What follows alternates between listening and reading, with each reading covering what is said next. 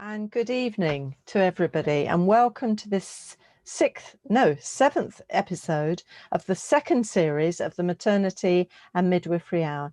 My name's Sue Macdonald, and I'm the curator of the Maternity and Midwifery festivals and these hours. So it's my privilege to be here with you this evening.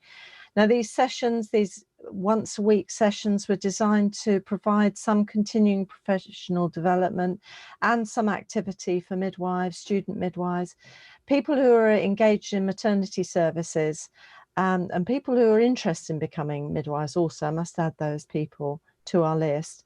And these are accessible via the Facebook, obviously, and also via Matflix for the future. And this is Matflix from streaming from the maternity experts, and that's a good source of your CPD and all your revalidation materials. For those of you who are coming up to revalidation, great place to get up-to-date information, and in a nice, easy way. It's easier than a textbook and more enjoyable. You get these expert people talking. And I'm delighted tonight to be joined by two lovely experts, very glamorous, both in black, both looking very poised there. Jenny the midwife and the lovely Maeve. And I'm using their Twitter handles because I want to persuade as many midwives as possible and student midwives to get twittering and tweeting, and because you get lots of information that way, and it's a really good way of keeping yourself, again, appraised of what's going on in the world. And actually, Jenny the midwife and the lovely Maeve sums up our two speakers, and you'll soon see why. So I'm going to start, first of all, as we always do, with a little moment of the week. And if I can start maybe with Jenny, to start with a little moment of the week. Right, well, my moment of the week is actually, if we look at the last 7 days, I've put one of those, my moment of the week from last week into this week. So my moment of the week is, me and my daughter went to Cornwall last week, and we went early one morning to Crantock Beach in Cornwall, and it was deserted, absolutely deserted, beautiful beach. It was like walking on the moon, white sands, blue sea, gorgeous. It was pouring down, but it was just beautiful. And that is my moment of the week for just a wonderful time with my daughter. It was peaceful, calm, nobody was about, and we felt like we had the whole beach to ourselves. Beautiful. I've actually put it in my slides as well, so I could show you a picture. Oh, wonderful. Oh, yeah. It's going to be fantastic. We'll look forward to that. Thank you, Jenny. Now, how about Maeve? A moment for you. My moment of the week, well, as you might know, I'm fundraising for the Untitled Midwifery Trust at the moment. We're doing yoga, and on Monday we had a really nice yoga session, hatha yoga at 6 o'clock, and I was joined by midwives from all over the world. It's just so nice to have our little yoga community and to be joined by people from Sweden, from Canada, from Ireland, from all over the UK. And I'm really happy that this week I've reached £400 in my fundraising. Whoa! Fantastic. Fantastic. That's wonderful. Oh, I've just pressed the wrong button here on mine. Oh, fantastic. Oh, well done for that, Maeve. So I'm sure you're going to say a little bit more of that later. I'll wait for that. Okay, I'll just move on now to just a few words and the news for now. Little bit of news anyway. I mean, we're all aware this are very strange, difficult times. I mean, people keep saying that, and it does feel very strange I think for us in England today, because we've entered another national lockdown for another 4 weeks. I know Wales is coming out on Monday, and Scotland has a 5-tier arrangement in place. But we're also very aware that COVID-19 rates are up.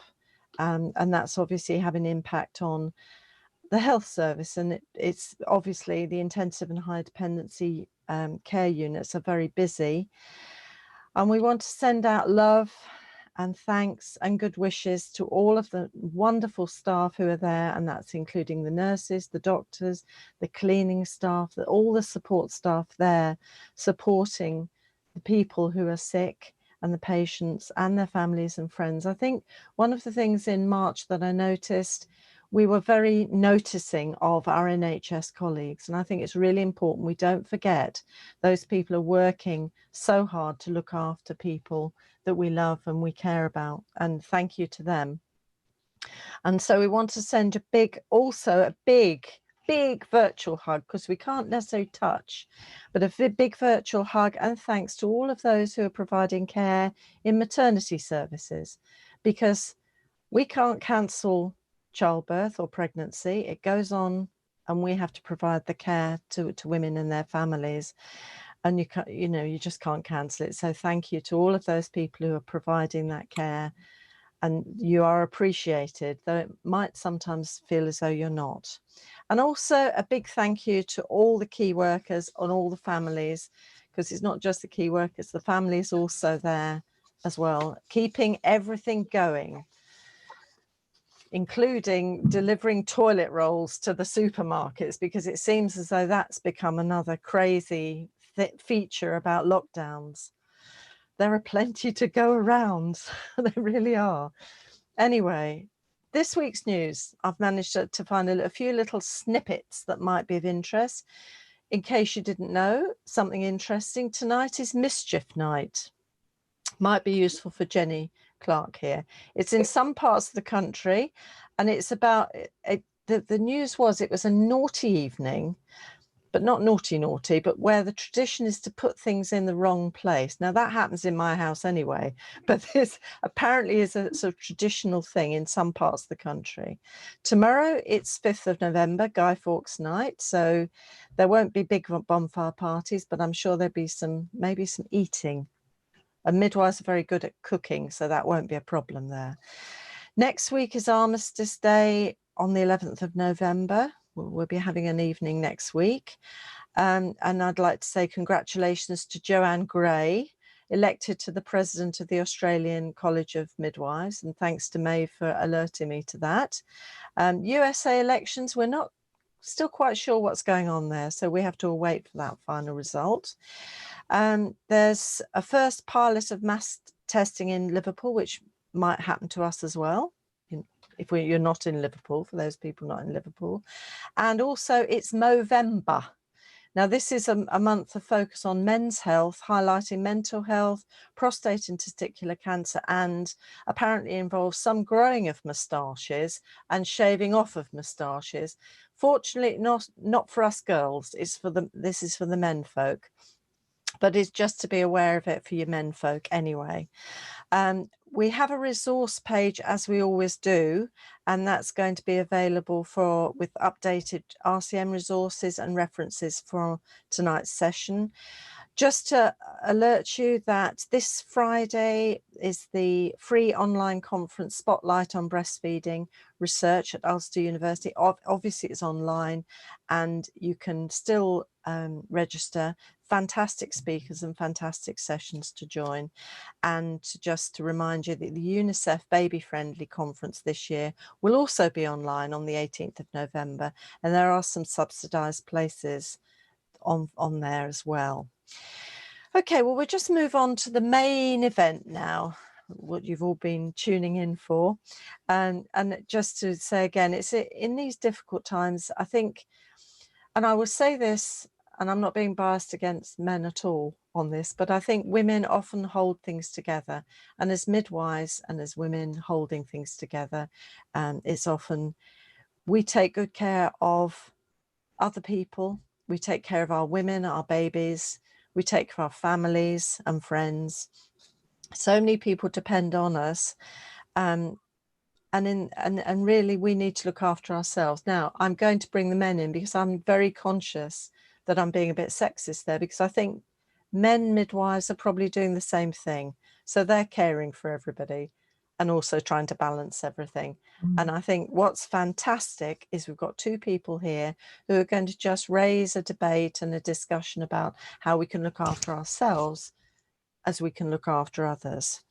And we're going to start with Jennifer Clarke, Jenny the midwife, and many of you will know Jenny. She's been working in the NHS for about 40 years. She's had lots of connections and she's worked clinically for many years and has a passion for skin-to-skin contact and the physiology of birth. So we have to keep her to the topic and not get her onto that, because she's such an expert on that and it's her passion. She's a proud team member of We Midwives, uniting midwives through the world via 21st century platform of social media. She speaks, she blogs and tweets, and her thing about connecting others has been fantastic. She shares good practice, and she's won awards and been named as being in the top 70 NHS stars. And I'm so pleased she's with us this evening. So welcome, Jenny, and the screen is yours. Welcome everybody to the Midwifery Forum, Midwifery Hour. It's my pleasure to be here with Sue and Maeve and Catherine, who is supporting us in the background. And I feel a little bit like it's my contribution to helping others this, because obviously I've retired and I don't want people to think, oh, she's doing nothing. And I've put myself through a bit of stress getting these slides done. But I hope it helps you all. And I hope you're all staying safe. And I'm really sorry that there's another lockdown, but we just need to think about our own well-being and health of other people. And I think it's a necessity just for now. So just take care of yourselves. So the hashtag is Midwifery Hour, and the Twitter handle is @Midwifery Forum, and I'm @Jenny the M. So caring for oneself and others. I don't know what's happening. My slides aren't moving now. Oh, hold on. So my take on self-care, I feel that self-care has many aspects, primarily about putting oneself first, which I think we do find it difficult to do. I think everybody finds it difficult to do that, any gender. And I think if you consider a new parent as an example, the focus of care tends to be on the newborn child. Everybody fusses around the baby. And I think that the emphasis should be on the parents first, as they, he, she will be well enough emotionally, physically and spiritually if they do self-care to give care to their, his, her child. And if they, he, she become unwell, depressed, emotionally absent, the child will not receive the care that it needs. So to me, self-care is about nurturing one's soul. And it's really the small things that make the most difference. It doesn't have to be anything huge. It's just little steps that you can take for yourself. So, for example, having a daily shower, or even a shower when you feel a bit stressed, that's quite calming water. A nap, a nourishing meal, seeing a friend and walking in nature. And those are all things that I like to do. Not necessarily always napping, but walking in nature is a big thing with me, because I do like to walk my dog a lot. So I don't know why it doesn't click to the next slide. It's weird, right? So I'm going to talk about tea and compassion now, and just thank DIANE MÉNAGE, because DIANE MÉNAGE talks a lot about why when you make somebody a cup of tea at work, it's a very kind and compassionate thing to do, and it makes them feel loved by you. And I think as well, do we say enough thank yous to each other? Because when we say thank you to someone, it might not necessarily be at that moment. It might be later on in our lives. And it helps you so much when you say thank you to someone. You know, if they compliment you, or if they've shown you some kindness in the workplace or even out of the workplace. And Diane's PhD was on women's consideration of what compassionate care made a difference to them, and why compassionate care is so important in midwifery, because it shows that women who receive compassionate care are less likely to feel traumatized long term. That doesn't mean that it minimizes the trauma. It's just that kindness shines through everything. This is a little picture that Diane sent me for my birthday in June, and she had to mention tea, and I just thought it was lovely of her. So that's my next slide. I don't know if anybody's read the book, The Boy, the Mole, the Fox and the Horse, and it's about kindness, really. And one of the questions in it is, what do you want to be when you grow up, says the horse to the boy, and he says kind. And I think that is just a lovely quote. There's also a quote I've used, and I've edited it, by Nelson Mandela, that there can be no keener revelation of a maternity unit's soul than the way it treats the women and families that it cares for, plus future midwives and maternity staff that work there. So when you're all kind together, and when kindness emanates from higher or from below, then good things happen. And it's been shown that good things happen in units. I found a blog on online by Najma KHORRAMI for Huffington Post. And she has written out 10 ways to be more kind. Now, there is a link to these, the resources file that I sent to Sue.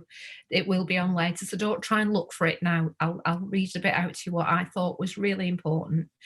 Don't discriminate. Don't discriminate who to be kind to, including yourself. Don't think you don't deserve kindness, and don't think others deserve kindness.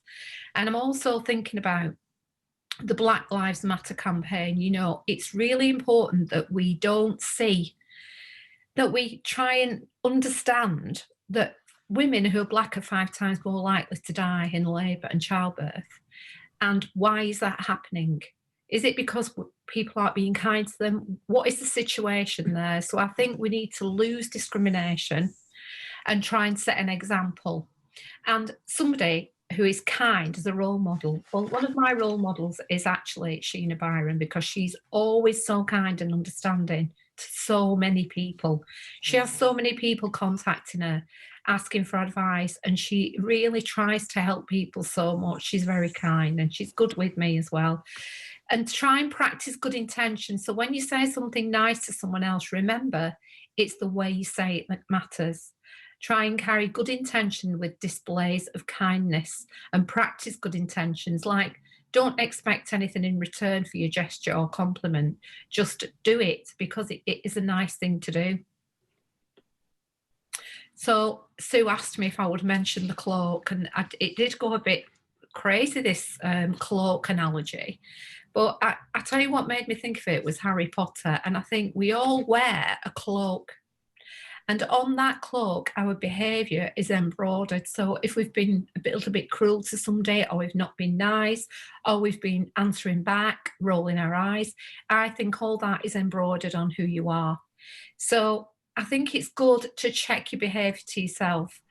Are you being kind? And then also continually question your behaviour to others. Try and lose your complacency, thinking that you are above change or making yourself a different person. And I'd like to just say your behaviour is an invisible cloak. So try and embroider your cloak with kindness, especially goodwill, integrity, truth, honour, professionalism and love. And your kindness will shine through.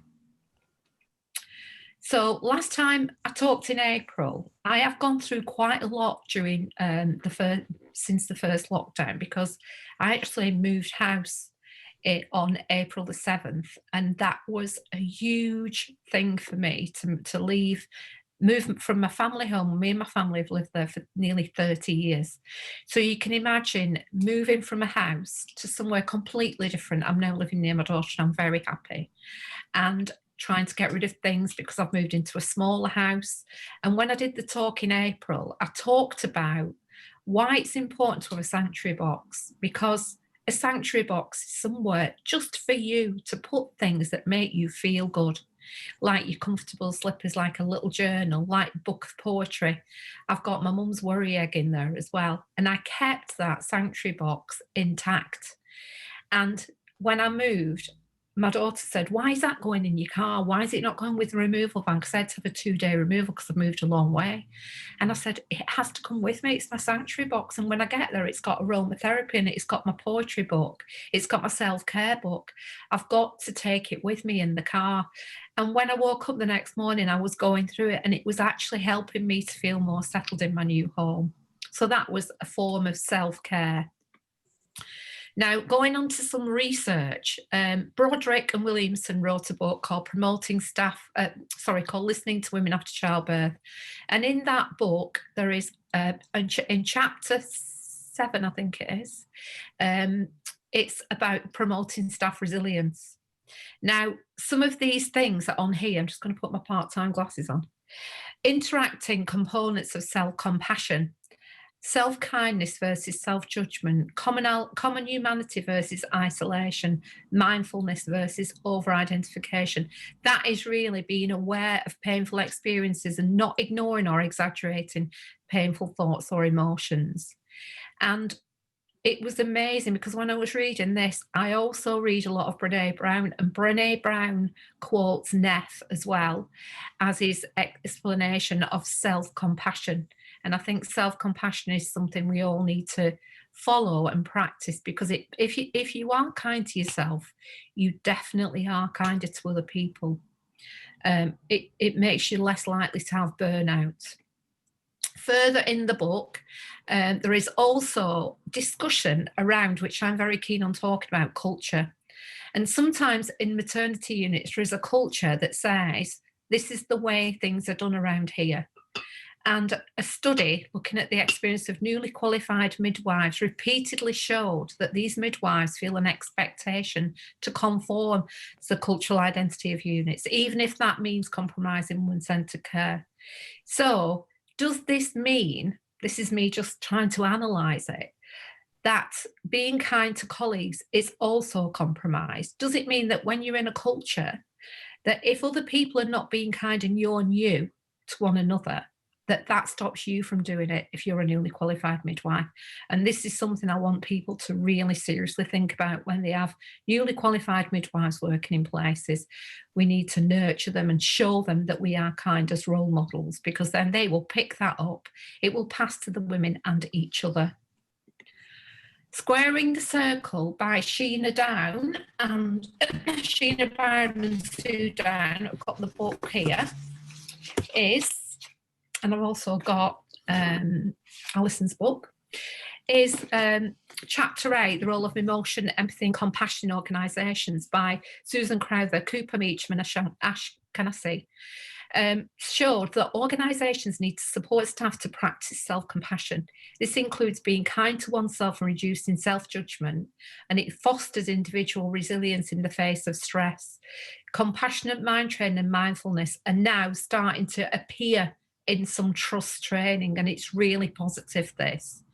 And I think it says in the book that if maternity organisations fail to attend the impact to attend the impact nature of compassion and empathy, then services will become unsustainable, and staff working in them learn how to care in unrealistic and harmful ways. So mindfulness, compassionate mind training, I know that Maeve is going to go deeper into some of these areas, so I won't go too deep into it, but it's really important that units use it, and that we use it for ourselves. I use mindfulness every day, and it's helped me tremendously, so much in the past 3 years.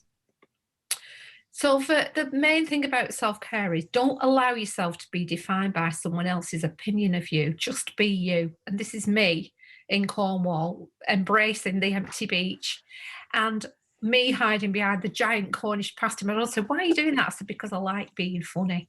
And just be yourself, because that is a form of self-care, not trying to be somebody else. It's expressing your own individualism and your own personality. And also, I'm laughing because Sue said it's mischief night, and she knows I'm quite mischievous. So in summary, self-care, this is my summary, stabilises and improves our health. Being kind to others spreads compassionate practice, which is a sign of integrity and what makes us human. Kindness and compassion are evidence-based personality traits which improve care and help self and colleagues. And my moment of the week for you all was early morning on Crantop Beach in the rain, embracing the solitude and peace, self-care. Did I do it too fast? Thank you. No, you didn't do it fast at all. It was beautiful. And I love the Crantop Beach. That is lovely. And the pasty. The pasty was massive. It was huge. We didn't expect it to be so huge, but it was huge. It was funny. They can be serious. Did you eat the lot? We shared it. We did. Oh, that's good. You Oh, see, yeah. That's self-care of the body, not eating Yes. too much. That's very good. Very Excellent. good sharing things. That's great, Jenny. Okay, so thank you so much for that. Let's put it in context. And I'm still thinking of that nice beach, and though it looked a bit chilly, beautiful, beautiful place to be. Okay, well, we'll move to Maeve, the lovely Maeve, whose her formal title is Dr. Maeve O'Connor. She's a midwife, nurse, and senior lecturer at Cardiff University. She's also a yogi. Have I got that right? And leads weekly yoga classes to raise money for charity, specifically the Arlanthe Trust. £400. Excellent. Wow. So far. She has an international background of practice and lecturing, so she's been all over the world, and has a background of leadership and activism in maternity care. And her PhD research was looking at tocophobia and women's experience. Her mission is very much to educate, nurture, and foster independent critical thinking, and she's passionate about evidence-based practice and quality care for women and babies. And I'd like to welcome her this evening to do her take on self-care. Maeve, the screen is yours. Thank you, Sue. It's really nice to be here. I'm really delighted to have been invited, and it's really nice to meet yourself and Jenny. So I'm delighted to be here today and to join you in the Maternity Festival. It's a really lovely evening. I've really enjoyed Jenny's talk, which was, this is really going to follow on from that, because I'm going to be talking tonight about the evidence behind self-care and also a bit about burnout. Okay, so recently I read a magazine article about self-care. And this article declared that self-care is the new diet industry. The article spoke about how marketers prey on people with promises of a better life if they subscribe to this or if they buy that. Perhaps marketing has caught on to self-care as a concept which can lure customers in, but that doesn't mean that the concept of self-care is not important. It seems to me that self-care may be almost trivialized as an indulgence. If you mention taking time out, it can result in eye rolling or be met with a sarcastic response. People might feel it's a luxury they just can't afford, but these beliefs need to be challenged. Self-care is essential for everyone. And whether you realize it or not, you probably practice self-care. And the World Health Organization recognized that self-care is essential for healthcare workers. And this document is available online. In 1985, in nursing, Oram developed the self-care theory and used this definition for self-care.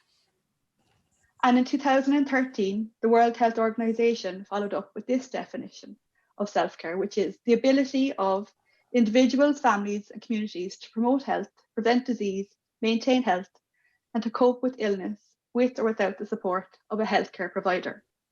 In other words, without self-care, individuals lose the capability of maintaining their own health and well-being. And when this happens, we face burnout. But what is burnout? Burnout can happen gradually over a period of time, and it can be a response to a prolonged period of stress. It can be personal or work-related. A person might notice they have difficulty sleeping, brain fog, irritability, and moodiness. Crucially, it affects the amygdala, which is the fear center in the brain, and this can affect problem-solving and decision-making. Therefore, burnout can not only affect midwives' personal well-being, but it might impact the quality of midwifery care.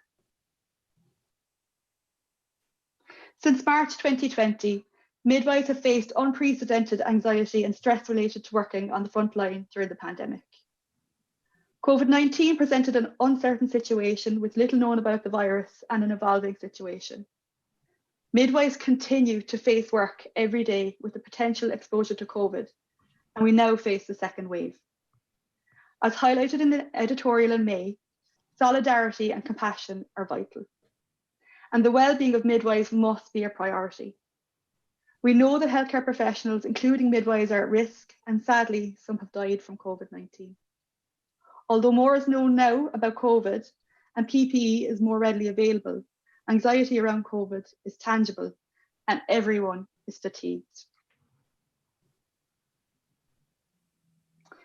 Evidence from midwives working in the UK this year highlights the pandemic concerns for personal safety and well-being, fears for midwives' own family well-being, and the possibility of PTSD after COVID.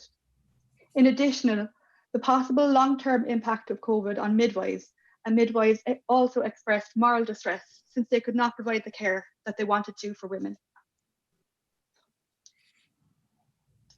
But even before the pandemic, stress, anxiety, depression, and burnout levels were high in midwives working in the UK. The WELM study was conducted in 2017, and out of almost 2,000 midwives who participated, 1/3 of midwives scored moderate and above for stress, anxiety, and depression, and 2/3 recorded moderate and above for work-related burnout.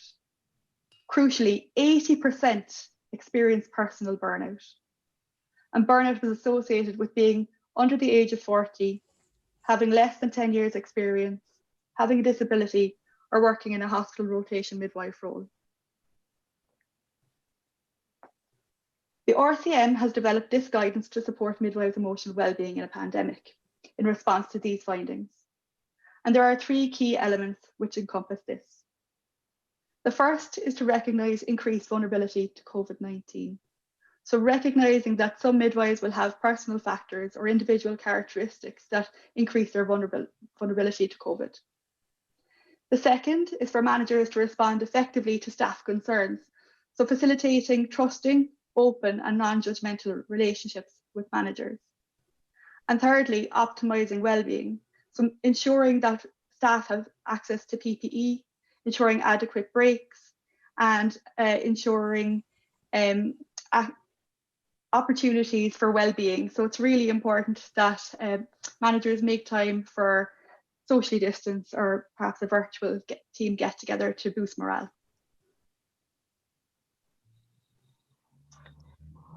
This guidance is available on the RCM website, and there are some infographics which accompany the guidance, and this can be downloaded and shared. The guidance highlights the need to keep compassion and care at the heart of the pandemic, and that really came through in Jenny's presentation. I think she's very passionate about compassion. That came through. Compassion applies to everyone involved in maternity care, for midwives, doctors, all maternity staff, as well as mothers, partners and babies. And midwives are encouraged to remain calm and be the source of grounding for women, maintaining a calm environment. To do this, midwives must practice self-care. It's crucial that they take adequate breaks and eat and hydrate. The possible long-term impact of COVID-19 on midwives must be considered, and there may be additional supports required by staff and students who are returning to practice. It's important to note that midwives did report some positive aspects of working during the pandemic. And this included an increased sense of pride in being a midwife, a sense of comradeship, creative freedom which led to innovations in care, more time to spend with women in the postnatal wards, and the fortitude to provide high quality midwifery care. They felt that they rose to the challenge and there was public acknowledgement of the value of their work.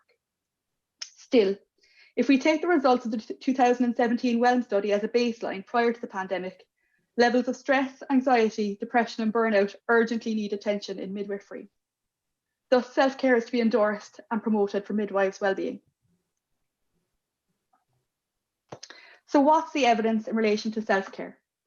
A healthy diet sustains our energy levels and this leads to better moods. There's evidence to suggest that following a Mediterranean diet, which is based on the diets of people in Crete, Greece and south of Italy, and includes oily fish, whole grains, vegetables and fruits, can be a stress buster.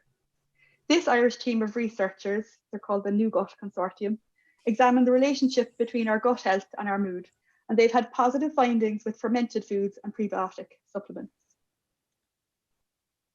The advice is to avoid alcohol because while alcohol may temporarily relieve stress, it's associated with anxiety and depression and might lead to a cycle of drinking to self-medicate. Increasing hydration is important because even mild cause irritability, headaches and moodiness. When we get stressed, we must slow down. This is usually the complete opposite of our intuition, which tells us to keep going to get a task done. In order to be able to think clearly and be innovative, we must take time out. And even a short break can reduce this stress, fatigue, and improve focus. Meditation builds the grey matter in our cerebral cortex. With more practice, the more neural connections are formed, a process referred to as neuroplasticity. Rather than degenerating, the neurons form dense branches and connections. Yoga and meditation reduce cortisol levels, which rise when stressed. Activity in the amygdala might be reduced, resulting in an improved memory. There's ample evidence that aerobic exercise can also reduce depression symptoms and boost the memory and enhance well-being. And a good sleep is an essential component of self-care. Proper sleep can improve cognitive function, capacity for learning, and importantly, improve empathy. Research in the field of positive psychology has demonstrated that hope, optimism, gratitude, social connection, and kindness are all crucial for our well-being. Finally, a sense of humour helps us to cope. Evidence suggests that laughter and humour improves anxiety and depression, relationship satisfaction, stress and pain.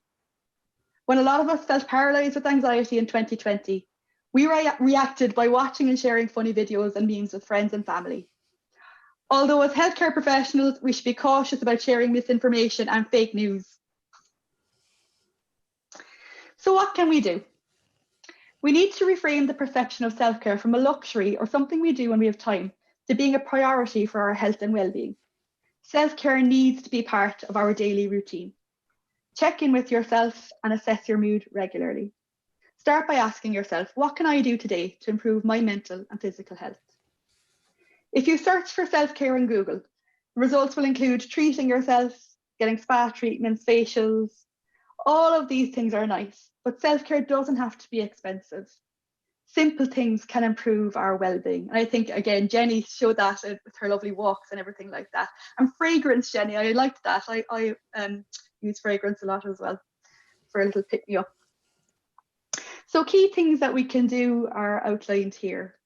Having a daily routine is extremely important. And when you're feeling a bit low, it can be difficult to even think about getting up in the morning and all of these things. So having your daily routine, have your shower, brush your teeth, and make an effort to look nice. It can boost your mood. Make sure you have fresh sheets on your bed. Improving your diet and hydration, cut down caffeine and sugar, increasing your water intake, all of those things. Practicing daily gratitude, so wake up in the morning and thinking of 3 things that you're thankful for today. Making time for exercise and time with friends and family, spending time in nature. Try to improve your sleep, although I know it's very, very difficult when you have anxiety. You need to listen to your body, and when you need to, take rest. And it's really important to look forward to the future and hold hope. At times, we might feel totally overwhelmed. And when this happens, grounding can help. Try to slow down your breathing and tune into your 5 senses. 5 things you can see, 4 things you can hear, 3 things you can touch, 2 things you can smell, and 1 thing you can taste. Try to live in the present moment and hold hope for the future. It might help to take a break from the news or social media, as the news can be especially intense at the moment. Try to switch off by reading a book. And if you're struggling, take action for your well-being, reach out and ask for help. And the NHS has a wellbeing support line which is open from 7 a.m. to 11 p.m. daily. You can text Frontline to 85258 or phone 0300 131 7000. So some things that I found useful. So I've always used journaling and self-reflection throughout my life. And when the pandemic kind of hit back in March, April, I thought, what can I do to help my students? Because I was acutely aware that, they had needs for their well-being. So I suggested to my second year nursing students that I would help them to reflect and blog and journal. And so I had a small group of students join me. And this is one of my students, Louisa Fernandez, who got published in the Nursing Times. So a couple of my students got published, Mariam and Mahmoud and Abir. And Louisa wrote this lovely blog about the barriers that she faced during quarantine and how she overcame them. She spoke about using the Pomodoro technique for study. So that's a really nice blog that's available on the Nursing Times. And I think by doing this, we really felt part of the global community as well. We weren't so isolated and alone. It kind of connected everybody in that sense. So it was a really positive thing that we did during the pandemic. That was back in April, May. Other things that I found useful are getting active, same as Jenny. So cycling around Bahrain. In the evenings, I would go and try and catch the sunset and just meditate by the sea, which was nice. Other things that I found useful are listening to music, singing. If you're feeling a bit down, why not go into the kitchen, turn on a good song and have a nice dance and just try and get your energy levels up by whatever song you feel like listening to. yoga. I did my yoga teacher training during lockdown, and it's something that I've always relied on for keeping my stress levels down. So I'm hoping to share some of that with you this evening as well. Baking, I think a lot of people embrace baking during lockdown and during this year. Staying in contact with my friends and family, although socially distanced. And it's really important to connect with systems of social support. Family video calls are now a normal part of our lives. Plenty of laughter, love and support. If I'm feeling stressed sometimes, it might be work related. And if it is, it can be helpful to get organised and get things done, or make a plan to get things done. I love lists and find great satisfaction in crossing things off. And when you do cross them off, you experience a sense of relief. Self-care is not just taking time out, as Jenny said as well. It's ensuring you maintain your emotional, physical, psychological and spiritual health. So in conclusion, self-care is an essential part of life. It's not a luxury you can't afford. We need to schedule self-care into our daily lives.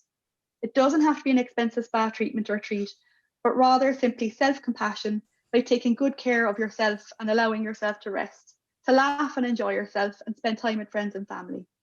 This is an unprecedented time which calls for unprecedented kindness. And I know it's cliche, but it's so important in these times to be kind, and not just to others, but to yourself. This is especially important for midwives, since compassion is crucial for the provision of respectful maternity care. In the words of Pema Chodron, compassion for others begins with compassion for ourselves. And there are some references there, which I think Sue is going to put up on the website and you can consult afterwards. And then later, if you feel like it, I would like to invite you to meditate with me. I'll be doing a guided meditation after the session. And I don't think I mentioned my Twitter handle. If you wanted to tweet me, I'm Twitter at the lovely Maeve. Hope you enjoyed. Fabulous, Maeve. Thank you so much. That was really fantastic. And I just reassure everybody that if you want to get any of those resources, they are coming through on the Facebook Live page and are accessible. So you don't have to sort of feverishly try and look through the presentation to pull out the links. And thank you to both of our speakers, Maeve and Jenny, for giving us a really good picture of self-care, as well as and putting in context of caring for others. Reiterating that after 8 o'clock, Maeve is going to do a meditation session for around 5 to 10 minutes. So if you want to be part of that, it's very unthreatening. It'll be fun. It'll be very relaxing. It'll be some way of taking you on that pathway to caring for yourself, which we hope that if you haven't been on that pathway, you get on the pathway now. And I mean, I was quite interested actually, because food took a part in this, and I was quite interested because I hadn't come across that particular reference, Maeve, that you were using about the Mediterranean diet, though everybody says how good that is for you, and in other contexts of being very healthy, and I'm very conscious that when people are stressed or upset or very sad, the temptation is to hit the chocolate, it's to hit the carbohydrate, and I know there's something in the carbs that actually acts on a bit of the brain, and I bet you know which bit it is, Maeve. Perhaps you'd how can you resist the chocolate, the biscuits, the cake, and get into thinking about your oily fish and the grains? You know, I think a big thing for me is having a colourful plate.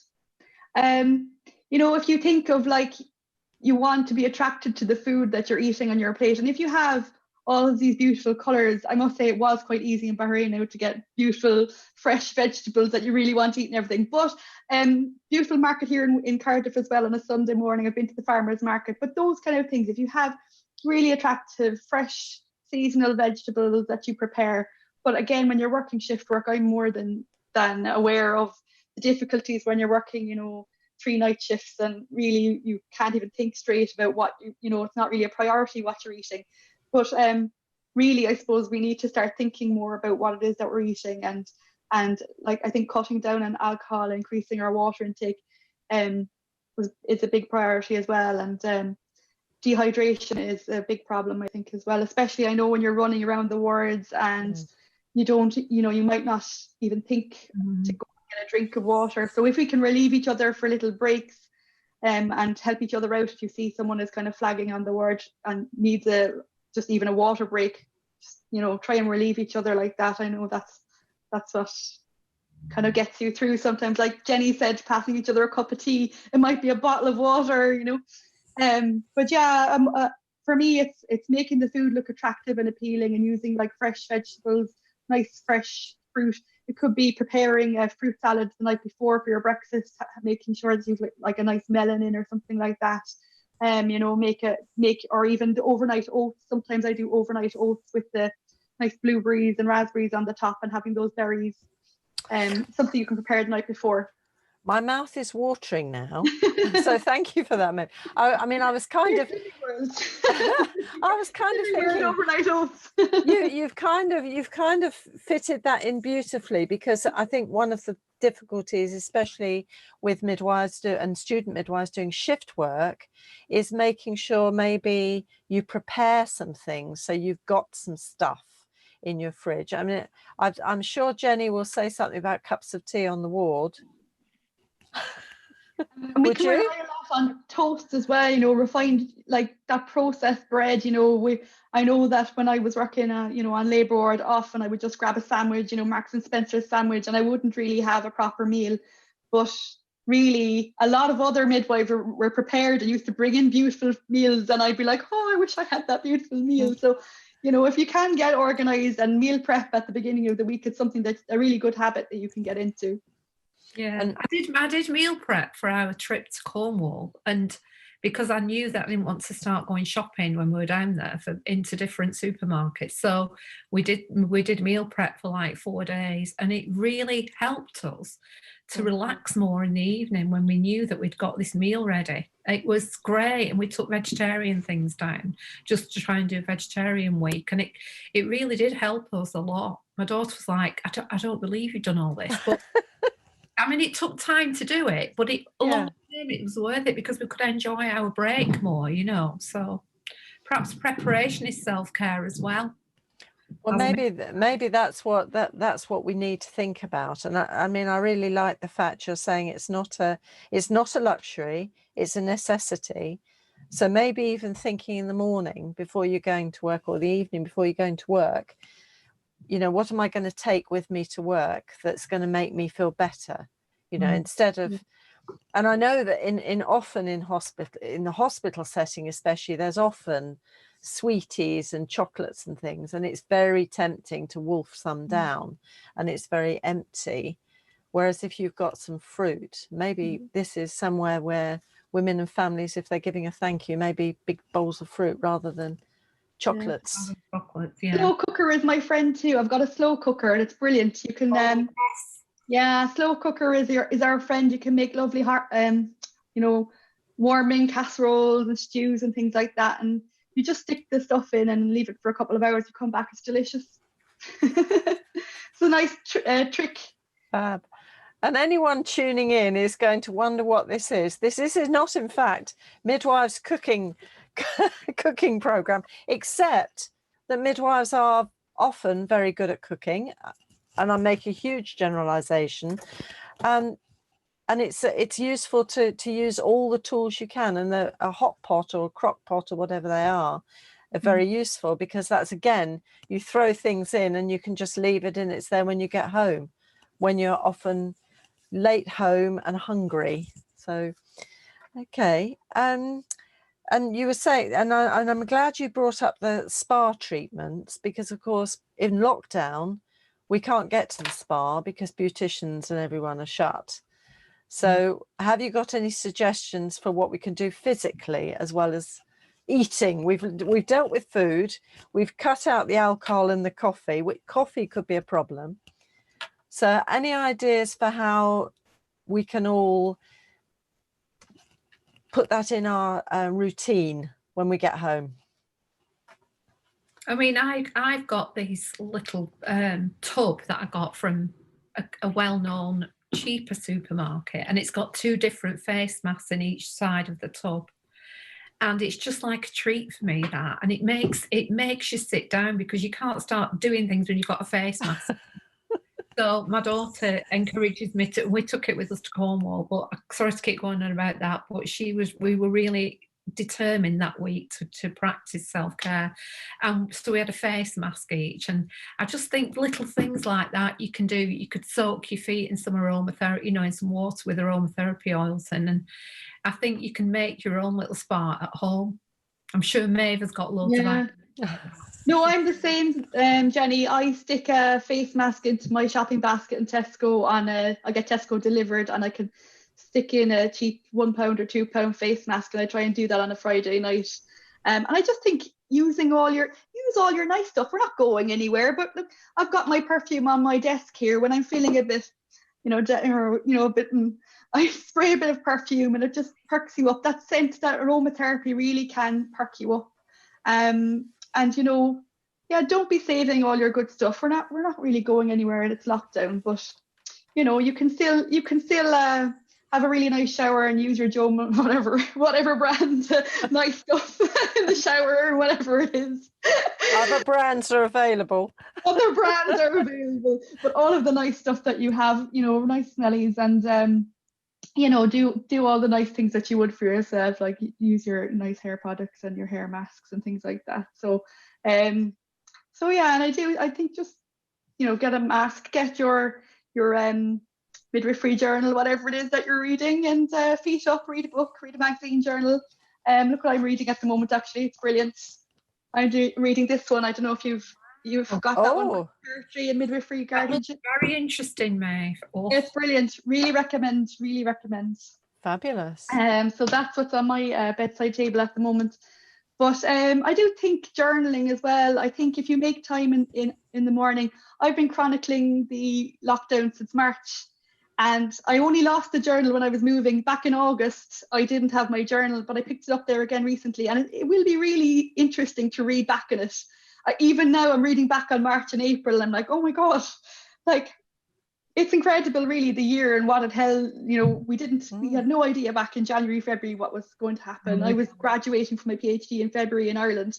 And when I came back, we were in lockdown in Bahrain. So, it's really been an incredible year. So I do think, even if you start to do it tomorrow morning, just write your diary. We're starting into the second wave lockdown.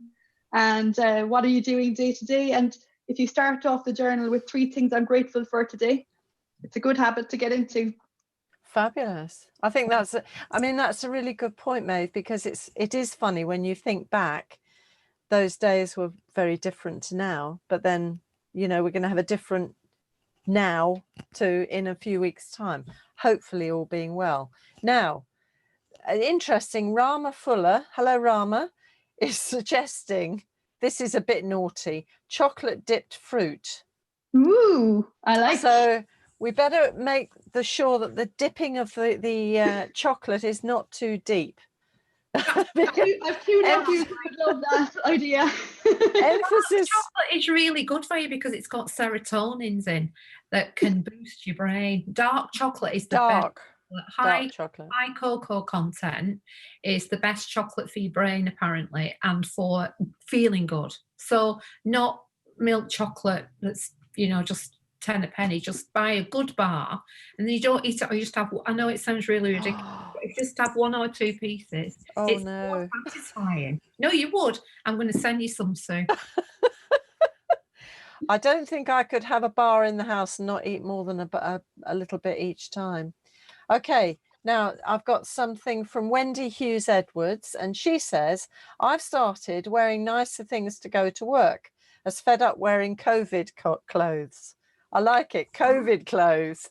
Fantastic, Wendy. That's a really good idea, because it's quite interesting, because you were saying, Maeve, you've got don't keep everything for best. Use what you've got, like your best perfume, your best makeup, your face pack, your maybe footy packs for those, because midwives always have sore feet. Get some face packs to look after yourself. And Leslie Tones, we've moved now on to this sort of thing. I keep my lipstick gloss handy even for wearing under the mask PPE. Oh, well done. Because think it feel good, doesn't it, when you've made an effort, like I made an effort to go on screen, and it gives you a boost. It's not just about it's how you feel it inside that emanates from you, isn't it, when you've made absolutely. It's not Well, doing it for others, is it? no, and do you know, I can't believe we're nearly finished.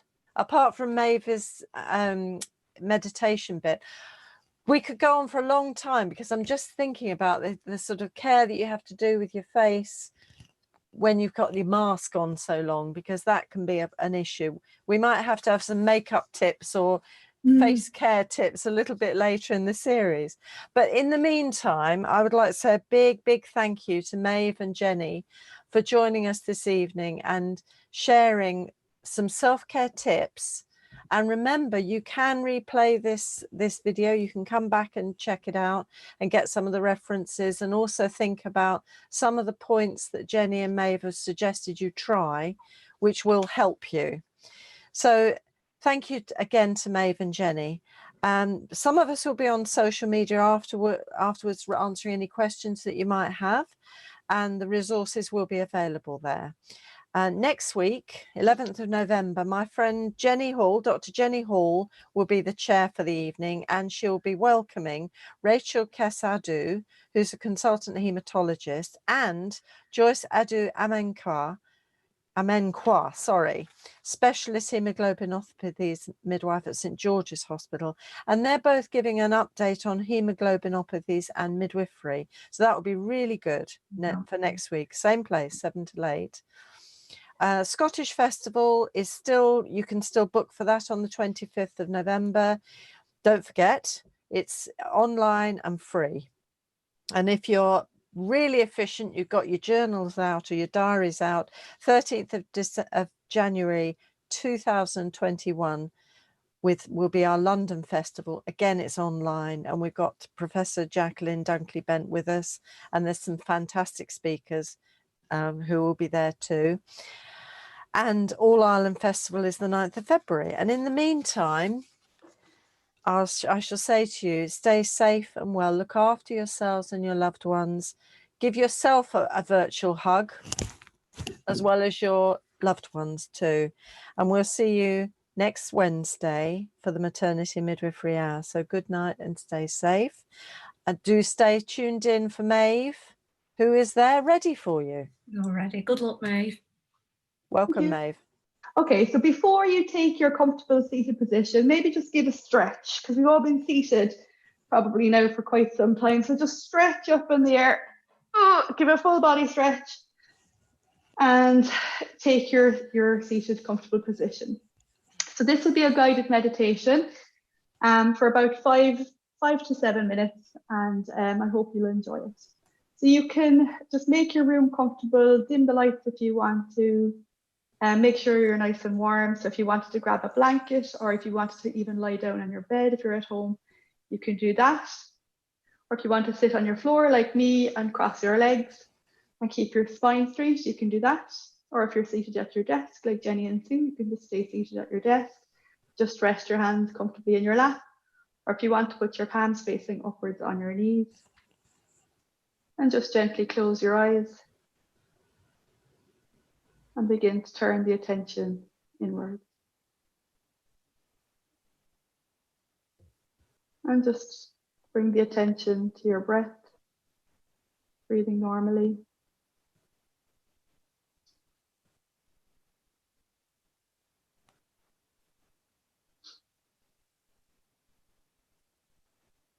And just fully engage all of your senses. And whenever your mind wanders, notice the thoughts without questioning them and allow them to drift away. Give yourself permission to have this time to relax and unwind. This is what you choose to do right now. This is where you choose to be. No past, no future, just the present moment.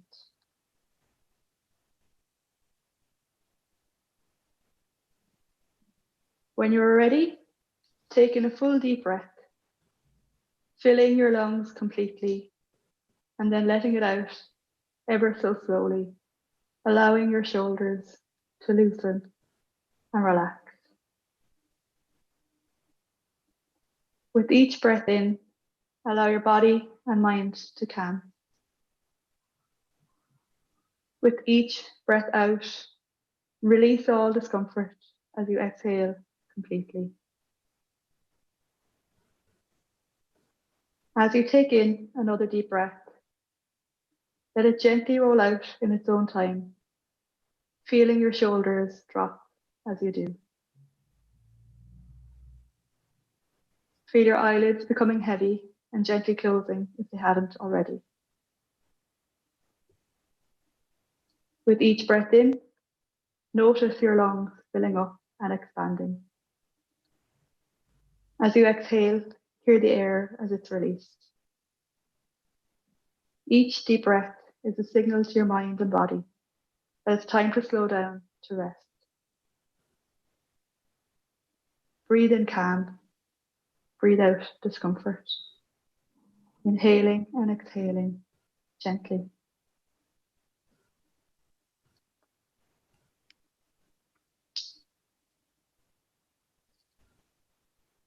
In your mind's eye, you can see the ocean, the blueness of the water, white crests as waves merge and roll in, one after the other breaking on the shore, leaving a sea of treasures to warm in the sun.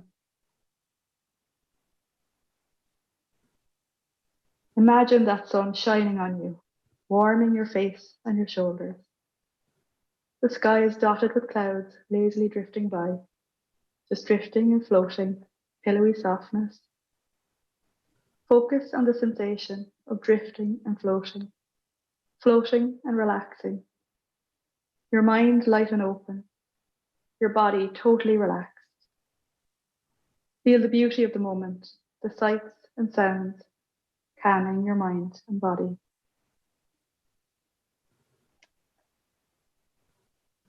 Imagine the rhythmic whooshing of waves, like a beautiful melody rising from the depths of the ocean floor, a song that touches you to your very core. As you listen to the music of your soul, any sounds coming from the environment around you serve to relax you even more. The sounds around you are the sounds of everyday life, and they comfort you, allowing you to relax even deeper. At times, your mind might wander, and when it does, gently bring your focus back to your breath, hearing the rise and fall of the ocean waves with every breath you take. Feel completely safe and totally at ease.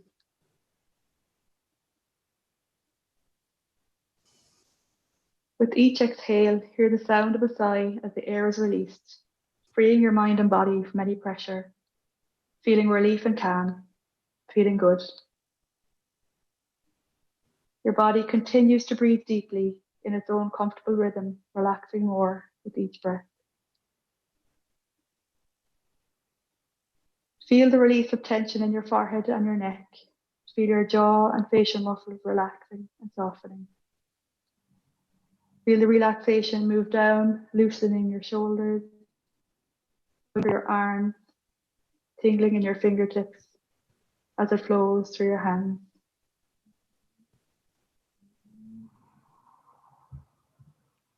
It then flows freely throughout your mind and body, swirling and tingling right down to your feet, warming your toes with the healing force. Your body is alive with that warmth, that power, unstoppable energy and motion, flowing through your cells, nourishing your body and your mind, adapting and creating a united front, following the path of least resistance, energy dancing and swirling in harmony, generating comfort and warmth. Now, imagine that the sun is slowly setting towards the ocean, transforming the heavens into brilliant shades of crimson and gold. In your mind's eye, see the sun sinking down in the sky, deeper and deeper. the ground rising up to greet it as if embracing a dear friend. Allow the last of any tension to drain away with the setting of the sun, the sky slowly darkening into twilight, into evening, stars now shining and glistening in the sky, the moon full and bright as it shines down on the water, ripples dancing in the moonlight, radiating out and then slowing down and becoming still once again.